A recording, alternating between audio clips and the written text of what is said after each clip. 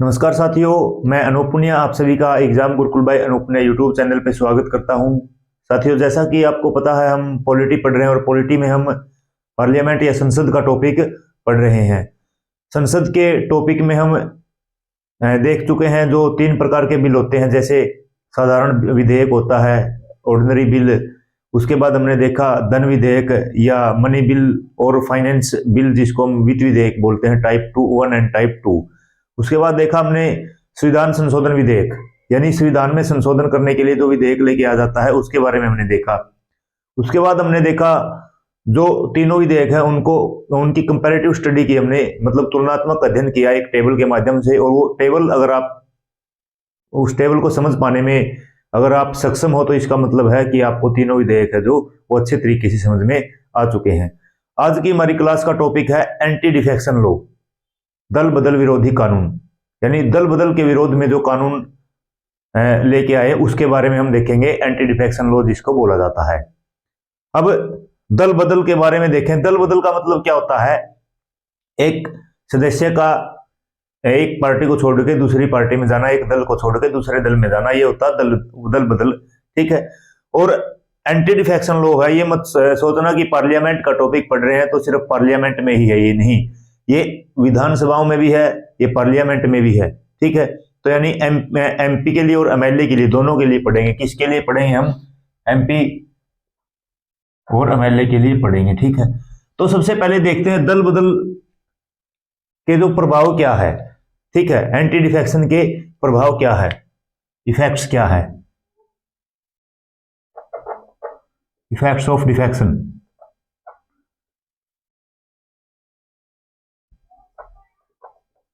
ठीक है। यानी दल बदल के प्रभाव, क्या प्रभाव है? सबसे पहले तो जो दल बदल है वो क्रिएट करता है पॉलिटिकल इंस्टेबिलिटी। पॉलिटिकल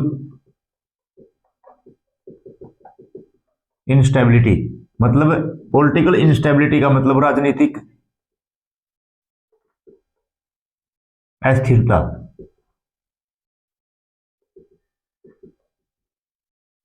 ठीक है। जो दूसरा है, इनके बारे में देखेंगे। दूसरा है, ये क्या करता है? पॉलिटिकल इनस्टेबिलिटी क्रिएट करता है, यानी राजनीतिक अस्थिरता क्रिएट करता है। और दूसरा है जो वो पॉलिटिकल करप्शन को भी यहाँ पे जन्म, पॉलिटिकल करप्शन का जन्म होता है, यानी पॉलिटिकल करप्शन। ठीक है। राजनीतिक भ्रष्टाचार जिसको बोला जाता है। ठीक है। और तीसरा क्या है? ये वॉयलेशन करता है, violation of public trust. Public trust, public trust का क्या करता है? ये वॉयलेशन करता है, यानी जनता के विश्वास का हनन, जनता के विश्वास का हनन करता है। ठीक है। अब इनके बारे में देखते हैं, पॉलिटिकल इंस्टेबिलिटी क्या है। पॉलिटिकल इंस्टेबिलिटी का मतलब है राजनीतिक अस्थिरता। तो पॉलिटिकल इंस्टेबिलिटी कैसे क्रिएट होती है? दल बदल से। जैसे कोई दल है, उसके जो विधायक हैं, उसके जो एमपी हैं, एमपी है या एमएलए हैं, वो क्या करते हैं? एक दल को छोड़ के दूसरे दल में चले जाते हैं। एक दल को छोड़ के दूसरे दल में जाने से क्या है, फिर जो गवर्नमेंट है या सरकार है उसके ऊपर भी प्रभाव पड़ता है। जिस दल से जाते हैं क्या पता वो दल है बहुमत है, उस दल का बहुमत क्या हो जाए, खत्म हो जाए, और जिस दल में जाते हैं उस दल का बहुमत पूरा हो जाए, तो फिर वो सरकार बनाएगा।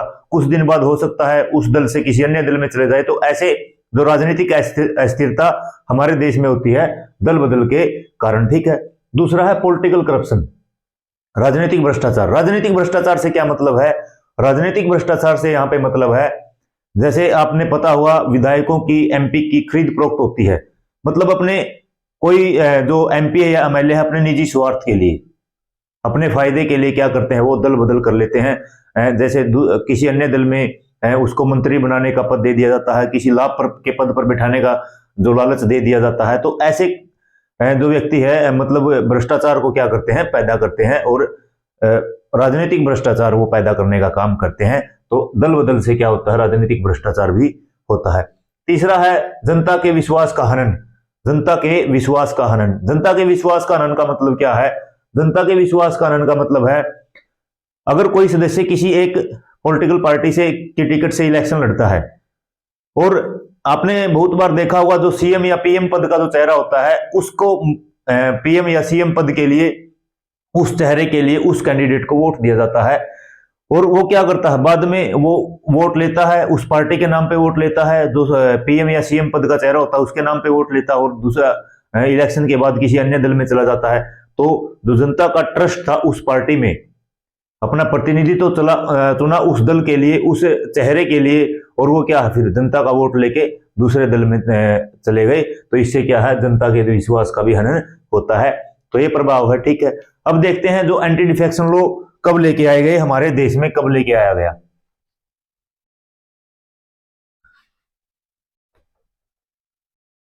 देखो, अब एंटी डिफेक्शन लॉ लेके आने की जरूरत क्या पड़ी?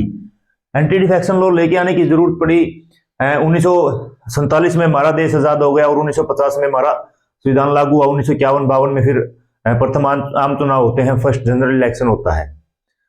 जो 1960 से 70 का दशक था उसमें राजनीतिक उठापटक होने लगी, क्योंकि ऐसे होने लगा जैसे जवाहरलाल नेहरू, पंडित जवाहरलाल नेहरू के बाद श्रीमती इंदिरा गांधी जब प्रधानमंत्री बनी थी, बीच में लाल बहादुर शास्त्री जी बने थे, उसके बाद जब श्रीमती इंदिरा गांधी जी प्रधानमंत्री बनी तो उनसे सीनियर नेता थे वो क्या करने लगे, वो विरोध करने लगे। उनके मन में मतलब ये आने लगे कि ये तो हमसे बहुत ज्यादा छोटी है उम्र में भी और इनका कोई राजनीतिक अनुभव नहीं है।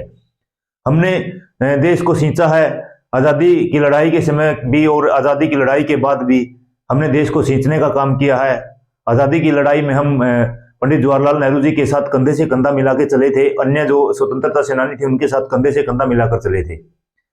तो उनके मन में फिर ऐसी भावनाएं आने लगी कि यहाँ पे तो आपका जो प्रयोग किया जा रहा है, तो फिर क्या है, जो नेता थे अन्य दल उभर कर सामने आने लगे।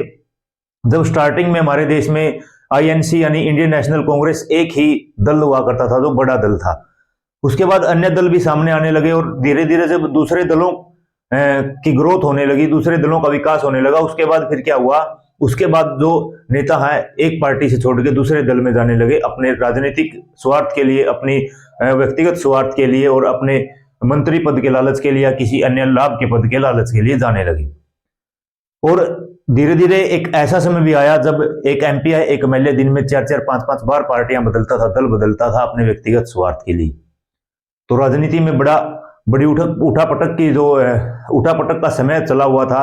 उसके बाद फिर जब राजीव गांधी जी प्रधानमंत्री थे उस समय पे एक संशोधन हुआ और संशोधन में जो दल बदल के विरोध में कानून लेके आए गए, यानी एंटी डिफेक्शन लॉ लेके आया गया। और उस एंटी डिफेक्शन लॉ का सीधा सा मतलब ये था कि जो ये राजनीतिक अस्थिरता पैदा हो रही है और ये जो जनता के विश्वास का हनन हो रहा है, राजनीतिक भ्रष्टाचार जो पैदा हो रहा है, इसके ऊपर कंट्रोल किया जाए। तो उसी समय जो 52वां संविधान संशोधन होता है 1985 में, क्या होता है 52वां संविधान संशोधन 1985,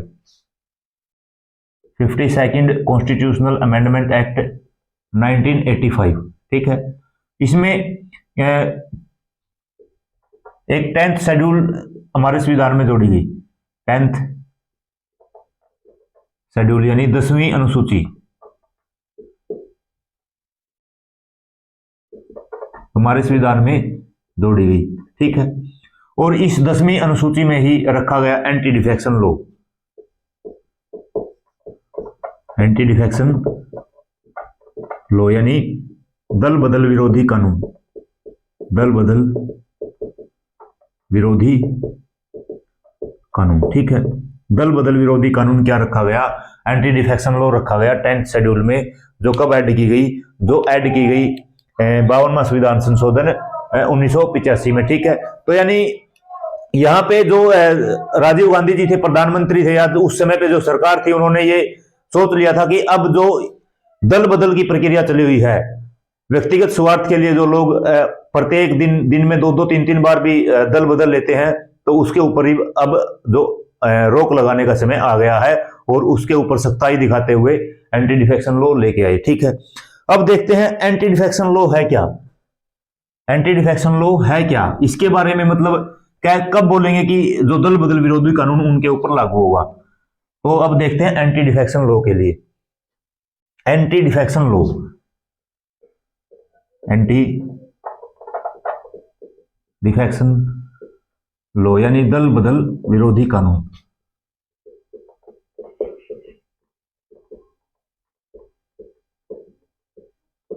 ठीक है, इसमें क्या होगा, इसमें एक एमपी या एक एमएलए डिस्क्वालीफाई कर दिया जाएगा,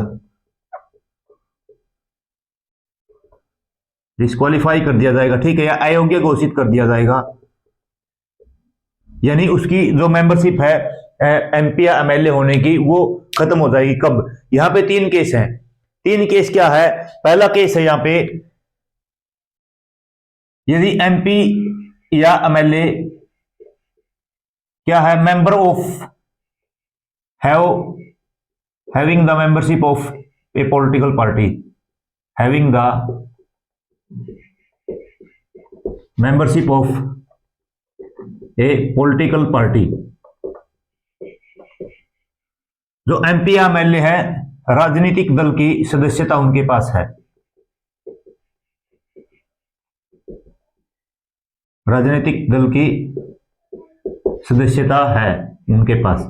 ठीक है, अगर कोई एमपी या एमएलए किसी राजनीतिक दल का सदस्य है, यानी वो किसी राजनीतिक दल के सिंबल से चुनाव लड़ता है, तो उसको कब डिस्क्वालीफाई किया जाएगा, उसके ऊपर कब जो दल बदल विरोधी कानून उसके ऊपर लागू होगा। तो कब लागू होगा, सबसे पहले तो क्या है, वो क्या कर दे, रिजाइन फ्रॉम मेंबरशिप, फ्रॉम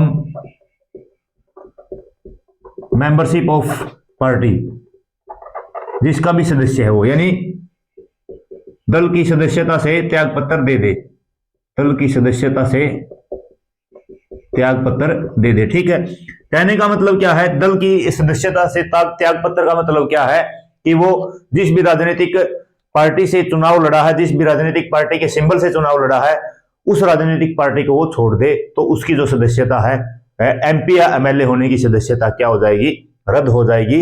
यानी ये किसमें है, ये है एंटी डिफेक्शन लॉ में। ठीक है, दूसरा क्या है, यदि वो दूसरी जो पार्टी है उसकी सदस्यता ले ले, join the membership of, join the membership of other political party, other political party. ठीक है, यानी अन्य दूसरे या अन्य दल की सदस्यता ले ले, दल की सदस्यता ले ले। ठीक है, यानी वो किसी दूसरे दल की सदस्यता ले ले।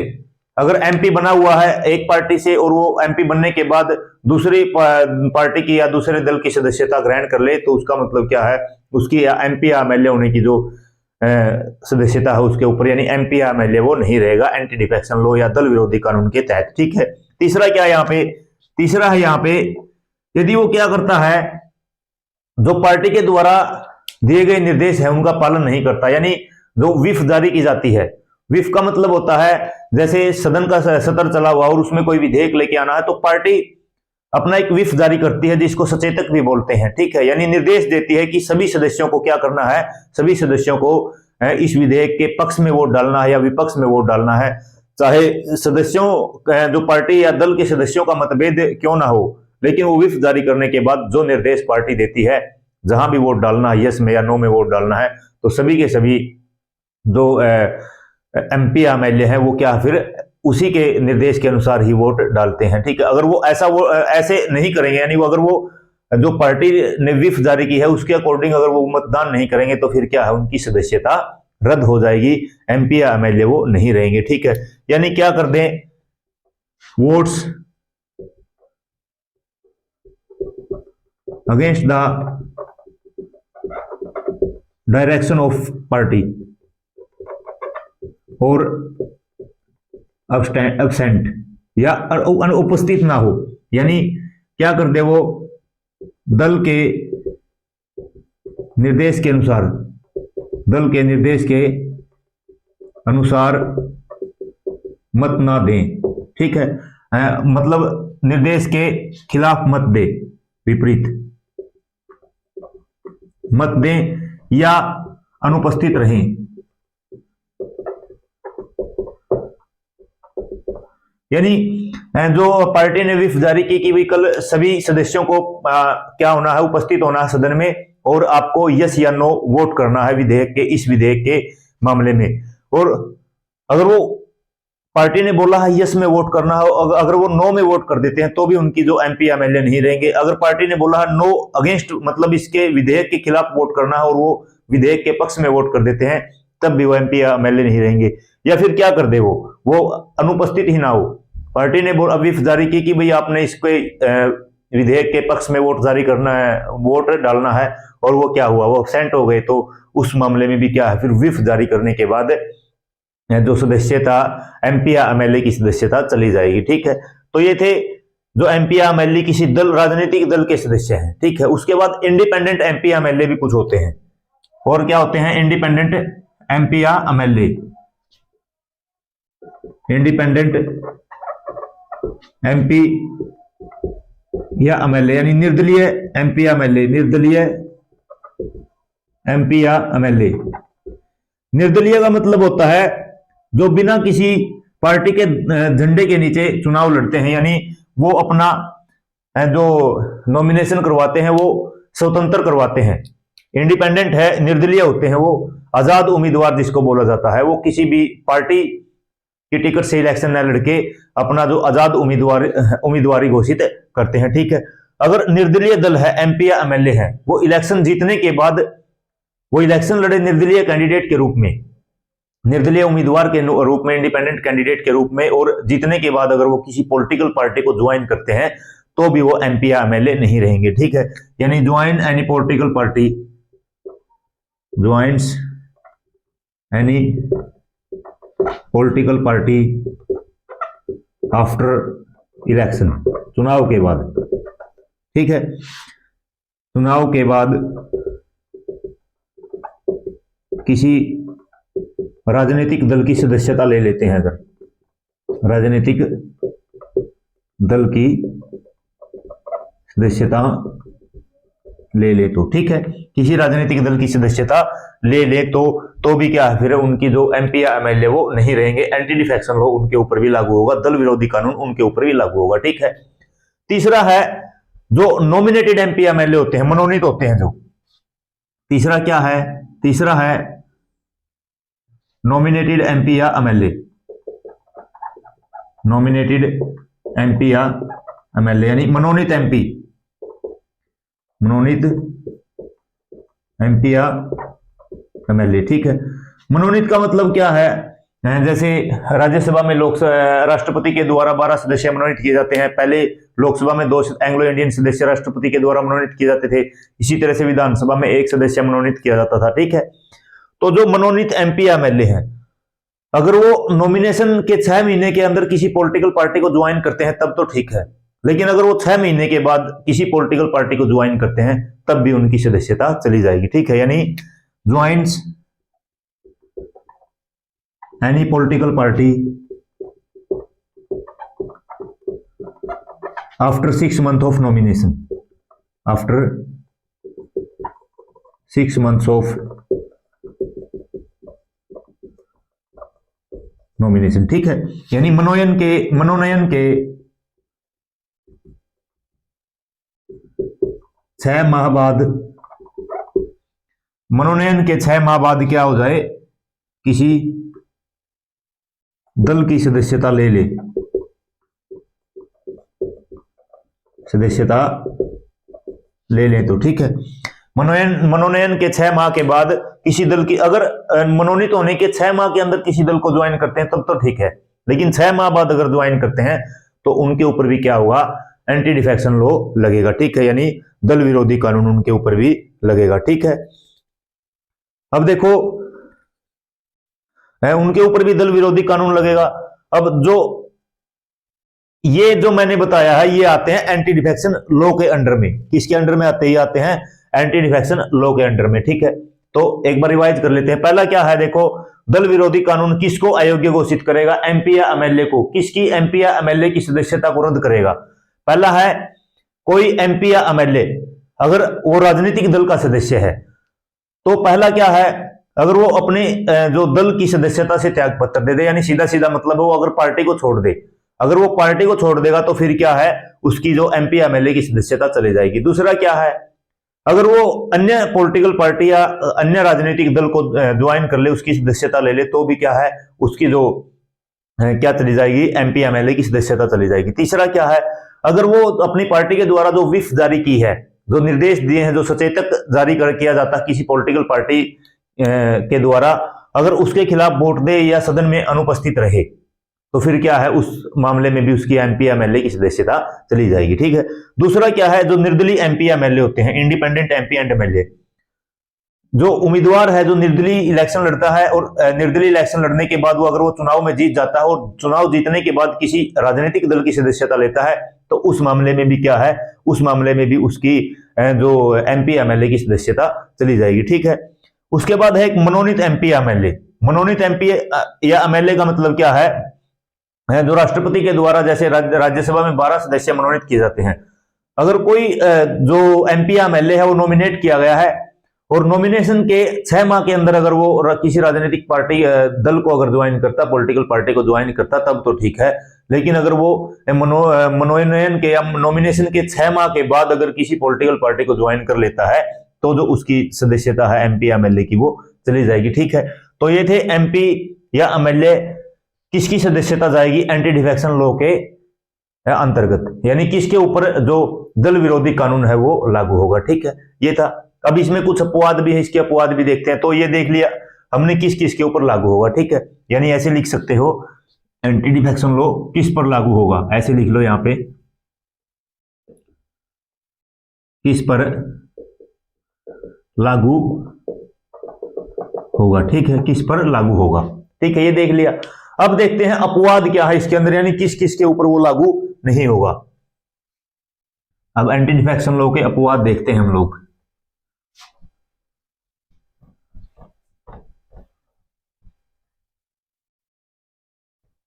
इंपॉर्टेंट है ये, क्योंकि इसने जब से एंटी डिफेक्शन लॉ आया और उसके बाद 51वां संविधान संशोधन 91st कॉन्स्टिट्यूशनल अमेंडमेंट एक्ट आया है, उसने एंटी डिफेक्शन लॉ को और मजबूत करने का काम किया। उसके बारे में भी पढ़ेंगे हम, उसमें क्या है।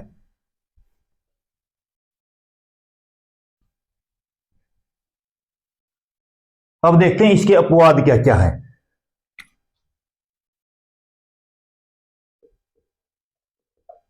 अपवाद या जिसको बोलते हैं एक्सेप्शन।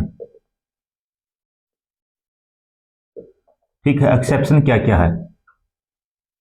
जो पहला एक्सेप्शन क्या है, जो एंटी डिफेक्शन लॉ है वो सदन के अध्यक्ष के ऊपर लागू नहीं होगा। जैसे लोकसभा में स्पीकर होता है, राज्यसभा में सभापति चेयरमैन होता है, विधानसभा में भी स्पीकर होता है, ऐसे क्या है, जो एंटी डिफेक्शन लॉ है वो प्रिजाइडिंग ऑफिसर, जिसको पीठासीन अधिकारी बोलते हैं। ठीक है, कौन इससे बाहर रहेगा, एक तो प्रिजाइडिंग ऑफिसर यानी पीठासीन अधिकारी,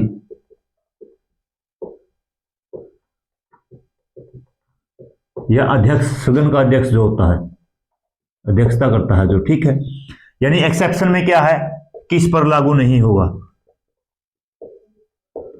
किस पर लागू नहीं होगा। ठीक है, ये देखेंगे हम किस पर लागू नहीं होगा। ठीक है, तो एक तो देखा प्रिजाइडिंग ऑफिसर, पीठासीन अधिकारी, इसको एंटी डिफेक्शन लॉ से बाहर क्यों रखा गया है, इसको एंटी डिफेक्शन लॉ से बाहर इसलिए रखा गया है, देखो जो पीठासीन अधिकारी होता है वो चाहे कितने भी दल हो सदन में, सभी के नजर में वो न्यूट्रल होता है। ठीक है, न्यूट्रल का मतलब क्या है, वो किसी के साथ पक्षपात नहीं कर सकते, और हो सकता है जिस भी राजनीतिक दल से वो होता है। उसके बाद जो स्पीकर होता है वो आपको पता ही है, सामान्यतः रूलिंग पार्टी का होता है, सत्तारूढ़ पार्टी का होता है। ठीक है, सत्तारूढ़ दल का होता है। और मान लो सत्तारूढ़ दल ने कोई व्हिप जारी कर दिया कि आपको इसके खिलाफ, इसके पक्ष में वोट देना है, इस विधेयक के पक्ष में वोट देना है, और सदन में ऐसा केस हो सकता है कि उस विधेयक के ऊपर जो वोटिंग करने वाले सदस्यों की संख्या पक्ष और विपक्ष यानी यस और नो में बराबर बराबर हो जाए, तो फिर अगर व्हिप के अनुसार अगर वो वोट करेगा तो किसके पक्ष में वोट करेगा, वो वो मतलब जो विधेयक के पक्ष में वोट करेगा। लेकिन वो क्या है, वो तो सभी पार्टी की नजरों में एक न्यूट्रल है, यानी वो तो फैसला करने वाला है सदन में, और वो सीधा सीधा जो सत्तारूढ़ पार्टी है उसके पक्ष में जा रहा है। तो इसीलिए क्या है कि अपने जो विवेक से दोनों सदनों में किसी विधेयक के ऊपर विपक्ष और पक्ष के में, मतलब दोनों में अगर पक्ष और विपक्ष में बराबर मत हो जाते हैं, तो जो सदन का अध्यक्ष या बोले प्रिजाइडिंग ऑफिसर पीठासीन अधिकारी होता है, वो अपने विवेक से उस विधेयक के मामले में वोट कर सकता है, या चाहे तो विपक्ष में करे चाहे तो पक्ष में करे, उसको व्हिप जारी करके बाध्य नहीं किया जा सकता। ठीक है। दूसरा क्या है, दूसरा है अगर क्या है कोई इंटायर पार्टी है, इंटायर पॉलिटिकल पार्टी है, इंटायर पार्टी यानी पूरे दल के ऊपर भी लागू नहीं होगा, पूरे दल पर लागू नहीं होगा। ठीक है। पूरे दल पर लागू का मतलब क्या है, पूरे दल पर लागू का मतलब है अगर जैसे मान लो कोई पॉलिटिकल पार्टी है, कोई पॉलिटिकल पार्टी है, उसके मान लो 10 विधायक हैं, 3 MP है, 5 MP है, ऐसे है, और अगर वो पूरा का पूरा जो दल है किसी अन्य दल में विलय हो जाए, दल में विलय होने का मतलब क्या है, जो उस दल का नाम निशान था वो बिल्कुल मिट जाए, वो बिल्कुल समाप्त हो जाए, और वो किसी अन्य दल में मर्ज हो जाए, तो पूरे के पूरे दल के ऊपर फिर वो जो लागू नहीं होगा एंटी डिफेक्शन लॉ। ठीक है। क्या नहीं होगा, लागू नहीं होगा। ठीक है। उसके बाद क्या था, अगला है अगर 1/3 सदस्य क्या कर दे, स्प्लिट हो जाए। अगला क्या है, किसी दल के 1/3 मेंबर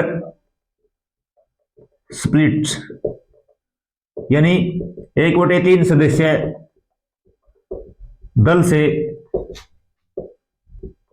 अलग हो जाएं, दल से अलग हो जाएं। 1/3 सदस्य दल से अलग होने का मतलब क्या है, मतलब जैसे अगर किसी भी दल के मान लो 12 विधायक हैं या 12 MP हैं, और वो बोल दें, 4 सदस्य ये बोल दें कि हम तो इस दल से अलग होना चाहते हैं, तो फिर क्या था, एंटी डिफेक्शन लॉ में ये था कि भाई हाँ, आप अलग से अपना दल बना सकते हो, अपना ग्रुप बना सकते हो। तो इसलिए जो 1/3 सदस्य अगर दल से अलग होना चाहते थे वो अलग हो सकते थे। लेकिन ये इसको क्या कर दिया गया, डिलीटेड, रद्द कर दिया गया। इसको, इस प्रावधान को क्या कर दिया गया, रद्द कर दिया गया। कब, 91st कॉन्स्टिट्यूशनल अमेंडमेंट एक्ट 2003 में। ठीक है। और ये बहुत ज्यादा इंपॉर्टेंट है एंटी डिफेक्शन लॉ के लिए। ठीक है। तो इसको क्या कर दिया गया, रद्द कर दिया गया, इस प्रावधान को क्या कर दिया गया, रद्द कर दिया गया। ठीक है। तो एक अपवाद ये था। जो फोर्थ अपवाद क्या है इसमें, फोर्थ एक्सेप्शन क्या है, फोर्थ एक्सेप्शन ये है अगर किसी दल के 2/3 सदस्य, यानी 2/3 MP या MLA, ठीक है, 2/3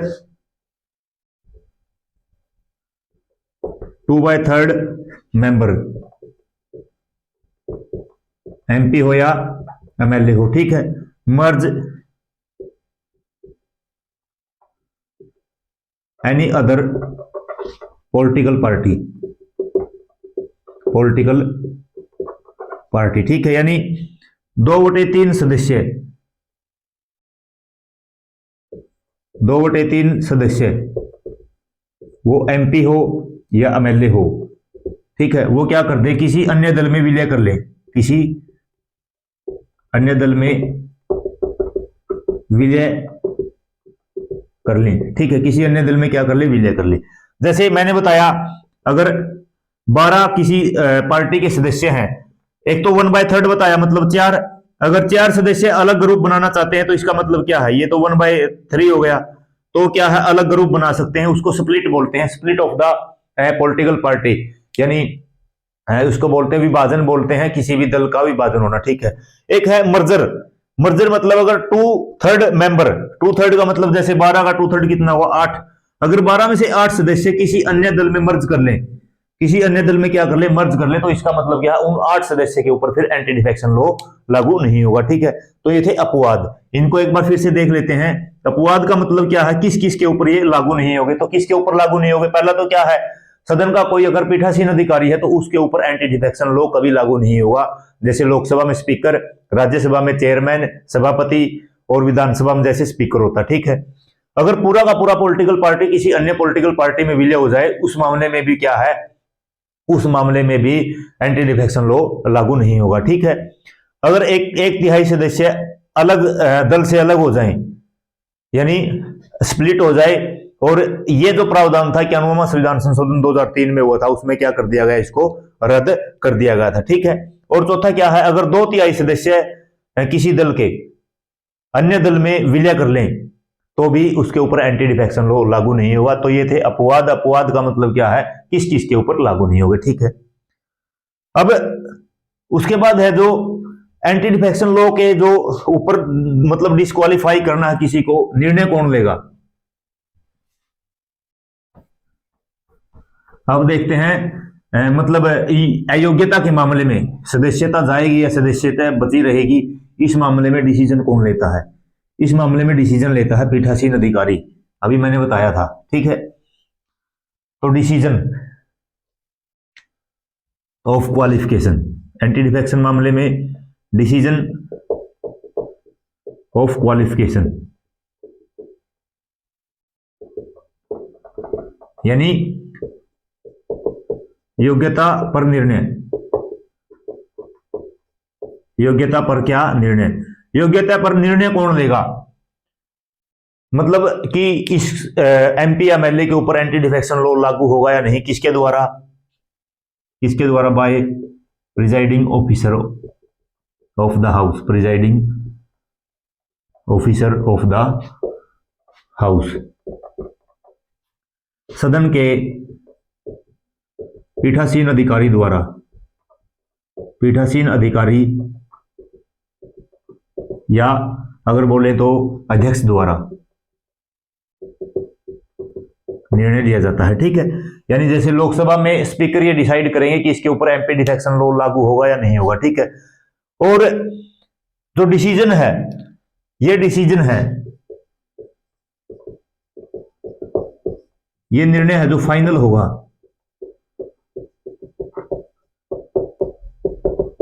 अंतिम होगा। ठीक है, क्या होगा, फाइनल होगा या अंतिम होगा। ठीक है, फाइनल होगा या अंतिम होगा, यानी उसको चैलेंज नहीं किया जा सकता। लेकिन बार बार ये मुद्दे भी उठते रहे कि ये तो किसी जो व्यक्ति है, हो सकता है किसी वैर भाव में, या हो सकता है किसी द्वेष की भावना में किसी भी सदस्य की जो योग्यता को क्या कर दिया जाए, रद्द किया जा सकता है। लेकिन उसको चैलेंज ही नहीं कर सकते हम किसी न्यायालय में, किसी कोर्ट में, क्योंकि ये बोल दिया यहाँ पे तो जो डिसीजन है फाइनल है एंटी डिफेक्शन लॉ में कि स्पीकर का जो डिसीजन है या प्रिजाइडिंग ऑफिसर पीठासीन अधिकारी का जो निर्णय होगा वो क्या होगा, अंतिम होगा। तो फिर एक केस निकल के आता है 1992 में कियोतो होलोहन केस। तो इस मामले में फिर क्या आया, कियोतो होलोहन केस 1992, 1992 में कियोतो होलोहन केस 1992। इसमें मतलब क्या हुआ, केस हुआ था और केस में सुप्रीम कोर्ट ने फिर क्या कहा, केस ने सुप्रीम कोर्ट में ये कहा, गहराई में जाने की जरूरत नहीं है केस के, हमको बस निर्णय देखना है। जो सुप्रीम कोर्ट का निर्णय था, सुप्रीम कोर्ट का निर्णय क्या था, सुप्रीम कोर्ट ने निर्णय किया था कि जो डिसीजन होगा, यानी निर्णय होगा किसी भी एमपी या एमएलए की क्वालिफिकेशन का, यानी जो दल विरोधी कानून लगाया जाएगा वो तो किसके द्वारा, by presiding officer, presiding officer यानी पीठासीन अधिकारी के द्वारा ही लगाया जाएगा। यानी कि आप निर्णय से पहले नहीं आ सकते न्यायालय में, कि आप निर्णय से पहले ही न्यायालय में आ गए कि सर मेरे ऊपर ऐसे ऐसे लोकसभा के स्पीकर के द्वारा या राज्यसभा के सभापति के द्वारा या विधानसभा के स्पीकर के द्वारा एंटी डिफेक्शन लॉ मेरे ऊपर लगाया जा रहा है, पहले नहीं आ सकते। एक बार अगर स्पीकर निर्णय दे देगा, एक बार अगर अध्यक्ष या पीठासीन अधिकारी निर्णय दे देगा, तो उसका निर्णय फिर क्या है, उसके निर्णय को क्या कर सकते हैं आप, न्यायालय में चुनौती दे सकते हो। उसके बाद क्या है, ये डिसीजन है, डिसीजन दे दिया, बाय प्रिजाइडिंग ऑफिसर होगा, और क्या कहा, decision of presiding officer is a subject of judicial review, subject of judicial review, ठीक है। यानी पीठासीन अधिकारी का जो निर्णय है, पीठासीन अधिकारी या अध्यक्ष का निर्णय, न्यायिक समीक्षा का निर्णय की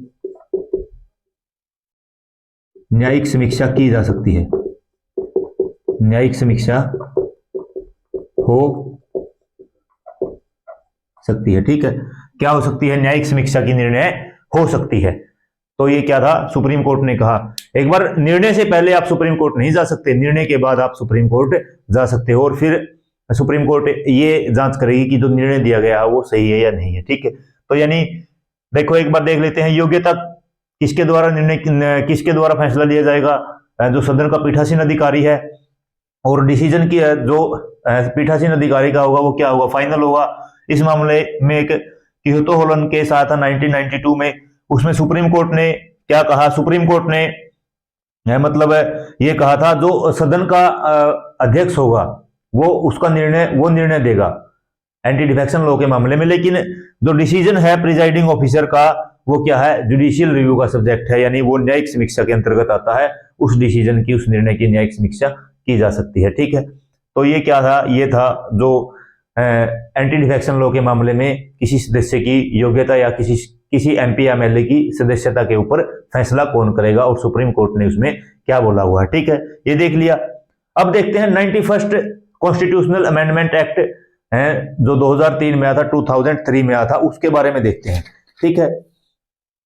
अब देखते हैं, इंपॉर्टेंट है जो 91st कॉन्स्टिट्यूशनल अमेंडमेंट एक्ट।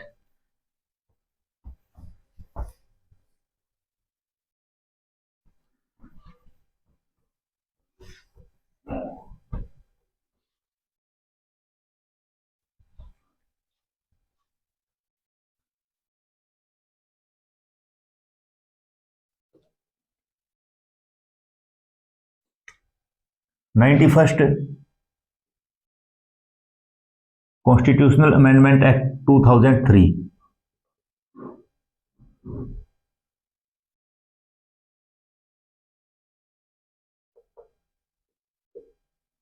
इक्यानवेवां संविधान संशोधन 2003, इसके बारे में देखते हैं, ठीक है।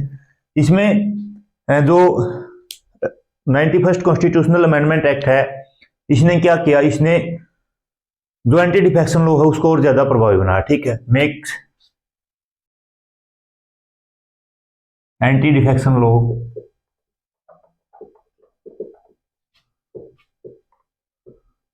मोर इफेक्टिव, यानी दल बदल विरोधी कानून को, दल बदल विरोधी कानून को और प्रभावी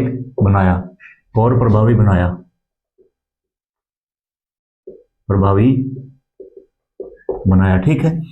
तो इसमें क्या था? इसमें जो सबसे पहली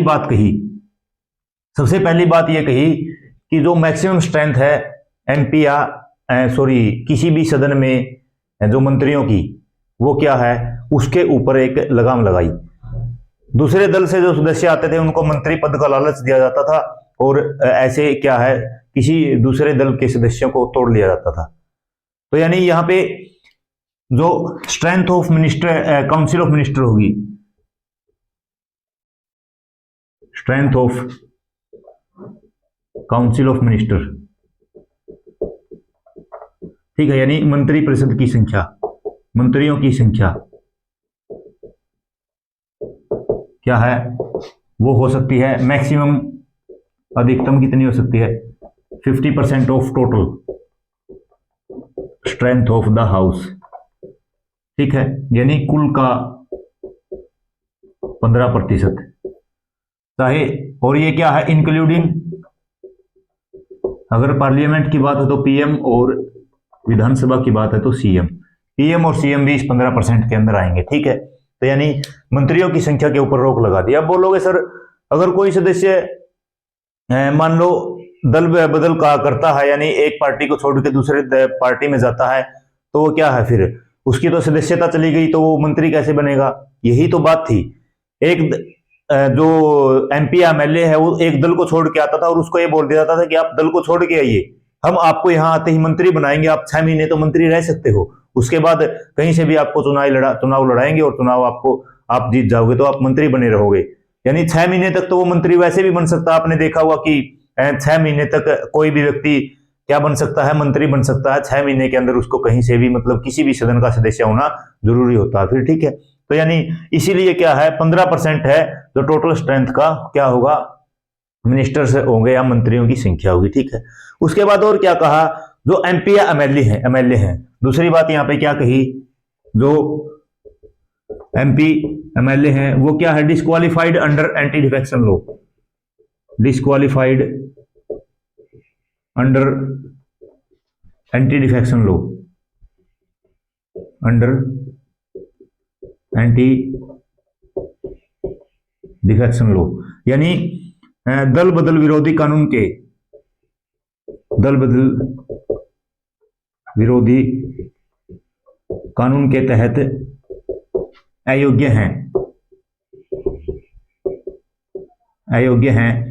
तो दो बात यहां पे कही, क्या, एक तो वो मंत्री नहीं बन सकता, ठीक है, क्या नहीं कर सकता, मंत्री नहीं बन सकता जब तक वो दोबारा से जो निर्वाचित होके ना आ जाए, ठीक है। Can not be minister,